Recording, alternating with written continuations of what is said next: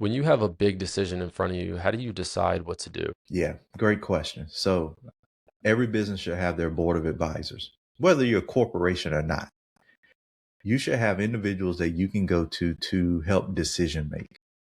When I have a big decision in front of me, the first thing I do is I look at alignment. Is that decision aligned with the goals that we've set? So all of this, everything that we're talking about, Eric and I, goes back to really strategic planning for your life. Where do you want to be and where do you want to end up? Because once you have that defined, everything else that you do needs to line up with that. Bob Proctor used to always talk about being able to make a decision in 30 seconds or less, no matter what it was. And people was like, how in the world can you do that? You don't have all the data and the information. And he used to say it's very simple. I am so clear about where I'm going. I know immediately how a decision affects that. So whenever a major decision comes down, I will look at it in the lens of how does this impact the larger vision for myself personally and the business? If I have questions about it, and in some of my businesses, I have partners, so I will bring that decision to the partners. We will look at it together. We will see again, how does it impact where we're going? And we'll talk it through. And I bring it to my wife. Or some decisions may go to her before they go to anybody else. What are you thinking about that? What do you think about this?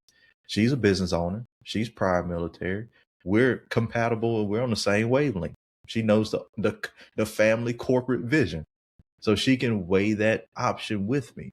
And then once I have that, I might take it to a spiritual advisor.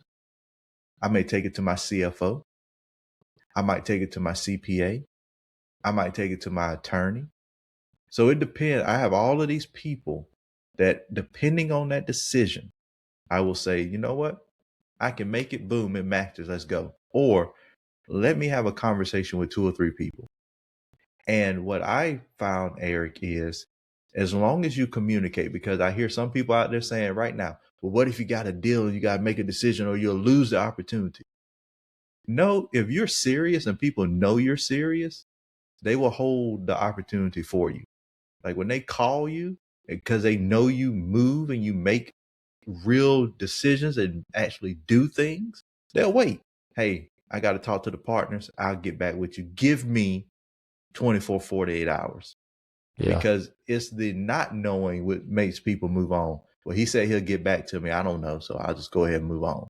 No, give me 24 hours and I'll give you a decision. So you lean on the people around you the most. That's so number one, surround yourself with good people that you know can guide you to the decision. Look, we won't even go to strong wife, strong life, because that's for certain. But you're talking about going to everyone in different roles based on the problem at hand. Absolutely. 100%. You can't do it alone. You weren't meant to do it alone. What about, yeah, what about those smaller decisions? Do you have a tried and true method that where you're like, well, you know what, I'm just gonna take a walk around the, the office park, or I'm gonna walk around the neighborhood and I'm gonna meditate on, or I'm gonna pray to God, or do you have a tried and true to just knock out something that may be difficult, but it does need to get done right away? Yeah, absolutely. I borrow from Dan Sullivan, who wrote the book Who Not How. You know, he runs his consultancy, has a lot of people that's in strategic coach. Man, you know your books. Oh yeah, 1,000%. He has what they use in there called the impact filter. So the impact filter is just a short 1-pager. You kind of write your goals on it. You write what you want to do, and then how does it impact what you're doing? And so I will take that decision, whatever it is, and I'll run it through an impact filter.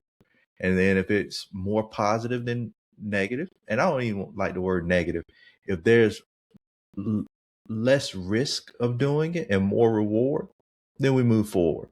If there's a lot of risk, then I might take that decision to other people because, again, we all have blind spots. And what may be risky to me may just be risky because of a lack of knowledge.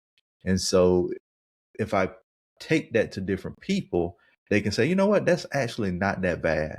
You can do this, this, and this to get past that.